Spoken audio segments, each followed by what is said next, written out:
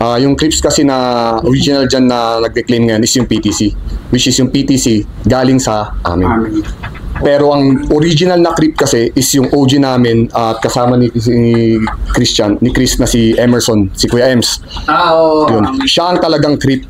Ngayon, NST parang ginawang parang offshoot yan ng clips.